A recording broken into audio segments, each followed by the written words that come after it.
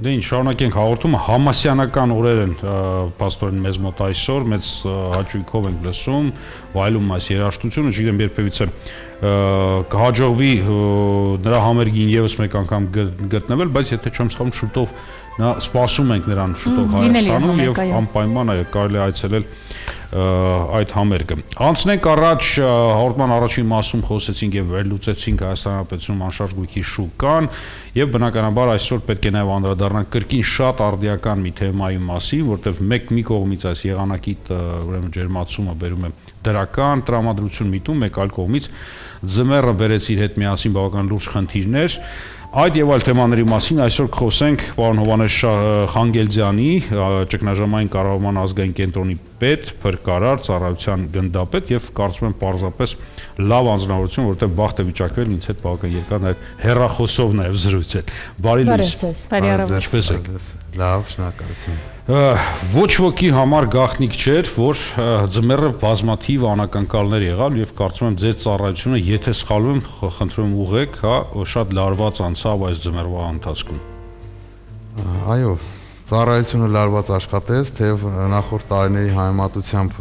էական փոփոխություններ չգրանցվեցին մեր արձագանքման գործընթացներում, սակայն այո, եղանակային պայմաններով եւ կոմունալ կենցաղային բնագավառում ձևավորված իրավիճակով մենք առանձին խնդիրներ ունեցանք լարվածությունը մեծ էր հատկապես հունվար-փետրվար ամիսներին։ Նշեմ, որ զուտ արտակարգ դեպքերը պատահարների թվում նվազում են գրանցել, 12-ով դրանք նվազել են եւ թեև 2033 դեկտեմբեր-փետրվար ժամանակահատվածում 2033 դեպ պատահար գրանցվեց, դրանցից 500-ից ավելին բացառապես կոմունալ կենցաղային բնույթի էին եւ աննախադեպ աճում էր արձագանքումների հենց այս դասում էլ գրանցվել է։ Այսինքն համեմատության կարգով ասեմ, եթե 2015-16-ի ձմեռը 14 նմանատիպ արձագանքում ունեինք պայմանավորված տանիքներում սառցալեզվակների առանձյան պատճառված անհանգստություններին մեր քաղաքացիներին այս տարի 500-ից ավելի Այսինքն 14 եւ 500 արդեն պատկերացրեք ծանրաբեռնվածություն։ Իդեպ երբ խոսում ենք դրա մասին, կան համապատասխան ռեսուրսներ, օրինակ մարդկային ռեսուրսներ, այո, Երևանի համար, մայրաքաղաքում, որպեսզի նման խնդիրներին արագ արձագանքվի ու խնդիր լուծվի, թե դեռևս բացթողներ այնուամենայնիվ ունենք համակարգում։ Ես իհարկե կարող եմ ներկայացնել փրկարար ծառայության պատրաստվածության աստիճանը, ինչը շատ բարձր է եւ այսօր մեր քաղաքապետարանի գործընկերները բավականին հաճախ մեզ դիում են նմանատիպ հարցերով եւ ամբողջ մեր զինուժը թե մայրաքաղաքում թե մարզերում հաճախ ներգրավում է այսպես կոչված ոչ փրկարար ծառայությանը վերագրված գործառույթների իրականացմանը։ Երբ նշեցիք, որ քաղաքապետարանից դիմում են, ես որքանով հասկացա, պարտավորությունը օրինակ կոնկրետ այդ հարցում քաղաքապետարանի վրա է, ոչ թե ձեր։ Հա, դուք օգնում եք, աջակցում եք պարզապես այս հարցում։ Մենք սերտ համագործակցություն ենք իրականացվել նշված բոլոր ամիսների ընթացքում մայրաքաղաքում հատկապես մայրաքաղաքում 504 դեպքից 495-ը հենց մայրաքաղաքում է առաջացել եւ այսօր է շարունակվում է մարտի առաջին տասնօրյակը եւս առատ է նման զանգերով այո սերտ համագործակցում ենք տեղական ինքնակառավարման մարմինը մեզ լուրջ աջակցություն է ցուցաբերում համապատասխան վարելիքակցուկային նյութերով եւ մենք տրամադրելով տեխնիկան եւ փրկարարական խմբեր նախ ուսումնասիրում ենք հնարավոր վտանգները եւ դրա չեզոքացման ուղիները, այնուհետեւ կազմակերպում համապատասխան ստորաբաժանումների արձագանքում։ Իհարկե միշտ չէ, անմիջապես կանխեմ ձեր հաջորդ հարցը, միշտ չէ որ տեղում հնարավոր է լինում այդ աշխատանքները իրականացնել, պայմանավորված ճարտարապետական առանձնահատկություններով տվյալ շինության, պայմանավորված բակային հատվածի տեսքով եւ հատկապես տրանսպորտային միջոցների հագեցվածությամբ մենք նույնիսկ արձագանքման դեպքում ունենում ենք որոշակի խնդիրներ, այն է մոտենալը արդյունավետ դիրք բռնելը, հա, որպեսզի անվտանգ աշխատանքները կազմակերպեն, երբեմն ոչ հաճախ, իհարկե, երբեմն լինում է անհնարին։ Ինչի եմ սա ասում, որովհետև շատ մեր քաղաքացիներ դիմելով մեր սառցալեզվակի հեռացման կամ ակնհայտ վտանգի պարագայում, երբ որ տանիքից հնարավոր են սառցալեզվակների կամ կուտակված եւ սառած ձյան, հա, վայրընկնումը, արձագանքում արել ենք բազմաթիվ անգամ ենք նույն հասցեով արձագանքներ արել, սակայն տեղաբնակների մեքենաները դուրս գալուց հետո անմիջապես կենտրոնում հատկապես խնդիրը շատ զուգ է։ Եթե թույլ տաք ընդհատեմ, հայ հենց այս հատվածում, հա, այդ տեսեք, որքանով ես հասկանում եմ, օտար երկրներում կա շատ դրական պրակտիկա, արտակարգ իրավիճակների նախարարությամբ կամ աշխատակիցներին, հա, նման իրավիճակում տրվում է բավական լուրջ լիազորություն, հա, եւ արտոնություններ, այսինքն անհրաժեշտություն չկա, որ իրավիճակը լինի ծայրահեղ, որ նոր այդ արտոնություններից օգտվեն։ Ենթադրենք մի իրավիճակ է ստեղծվել, որտեղ վտանգավոր է, հա, եւ քաղաքացիները այնտեղ ամեն օր քայլում են, փաստորեն երբ որ դուք գալիս եք, դուք իրավունք չունեք հեռացնեք մեքենան եւ իրականացնեք մաքրման աշխատանքները։ Ես ճիշտ հասկացա։ Արդյոք սա բաց թողում չի այդ առումով։ Արդյոք ձեզ որպես արագ արձագանքման մարմին հարկավոր չէ տալ էլ ավելի շատ արտոնություն, չգիտեմ, կամ հնարավորություն, կամ առհասարակ այս ժամանակահատվածում հանձնարարություն տալ, որպեսզի մարդիկ իրենց որից է տվյալը կամ բանը թողեն այդ հատվածում, չգիտեմ, ինչ որ մի բան, որը հնարավորություն կտա ոչ թե այս դեպքում օբյեկտիվ պատճառաբանություններ ներկայացնելու, այլ հարցին լուծում տալու։ Մասնակիորեն համամիտ եմ իհարկե ձեզ հետ եւ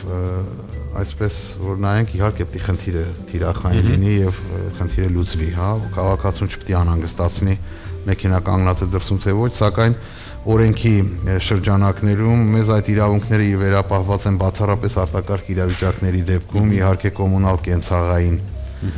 կենցաղային որևէ դեպք չի ներառված այդ ցանկում եւ քաղաքացիների տրանսպորտային միջոցները, փրկարարները որևէ կերպ չեն կարող տեղաշարժել կամ Ճիշտ է դա, թե ինչ եք կարծում, այդ ձեր անձնական կարծիքն է հենց հետաքրքիր, որովհետև տեսեք, պատկերացնենք, հա,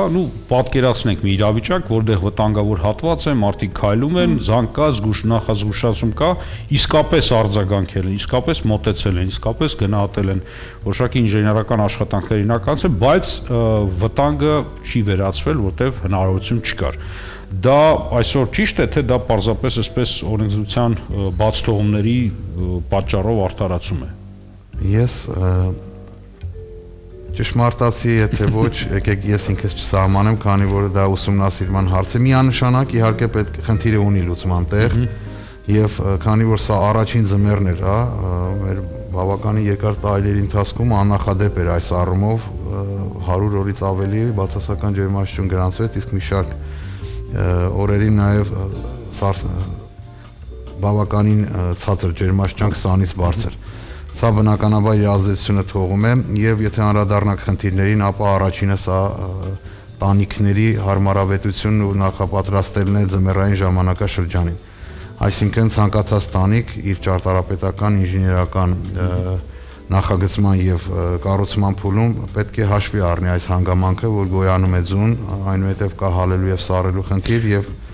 այդ սառցալեզվակները չպետք է գոյանան։ Դա արդեն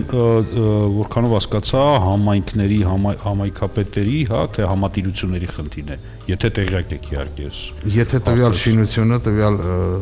բնակ ֆոնդի, այսպես ասած, միավորը ունի համատիրություն, այո, մեր քաղաքացիները պետք է պահանջկոտ լինեն եւ իրենք էլ աջակցեն իրենց հերթին, որպեսզի տանիքները վերանորոգվեն եւ բերվեն համապատասխան այնպիսի վիճակի, որ ըստ էության սառցալեզվակ չպետք է գոյանա, թե տանիքի կոնստրուկցիոն տարրերը նորմաներին համապատասխան են, շինարարական նորմաների պահպանմամբ են կառուցված։ Երկրորդ խնդիրը, եթե արդեն առաջացել է սառցալեզվակը, դա միջգերատեսչական համագործակցության դաշտն է, որը միանշանակ համեմիտ եմ ձեր հետ բարելավման կարիք ունի։ Օրենքները իհարկե պետք է օգնեն մեր քաղաքացիներին հասնելու հարցում եւ ոչ թե խոչընդոտ հանդիսանան։ Մենք անպայման այս տարվա բեռնված տարաբեռնվածությունը հաշվի առնելով կբարձրացնենք այդ հարցը ավելի բարենպաստ ժամանակահատվածում, որպեսզի ճանապարհային ոստիկանության համատիրությունների, քաղաքապետարանի համապատասխան ծառայությունների միջև ներդաշնակ մոտեցումներ կիրառվեն եւ մեր քաղաքացիներին անհանգստացնող բոլոր հարցերը ժամանակին լուծում ստանան։ Այնպես չի ուղղակի պատասխանեմ վերջնական, որ այնպես չէ, որ մենք կարող ենք գալ դեպքի վայր եւ մեքենաները թույլ տանք մեզ դուրս անել, որտեղ այդ իրավասությունը փրկարար ծառայությունը եւ քաղաքապետարանը չունի։ Սառցալեզվակի գոյացումը արտակարգ դեպ պատահար եւ արտակարգ իրավիճակ չէ։ Մինչև այն չգրի մեղվորության մեկի գլխին եւ դառնա իդեպ Ռուսաստանում գրանցվեց մի դեպք, եթե տեղյակ եք, հա, երբ ձյունը պարզապես այսպես տանիքից ընկել եւ սպանել է տիկնոջը, բարեբախտաբար, եղավ, բայց անցած տարի եղավ։ Ինչևէ, եկեք մի բան ընդհատվենք գովազդով, հիշեցնեմ, որ մենք աշխատում ենք առցանց եւ այս պահին դուք հնարավորություն եք տալ ձեր հարցերը մեր Facebook-յան կայքի միջոցով։ Հիմա դիտենք գովազդ եւ շարունակենք հարցազրույցը։ Համեցեք։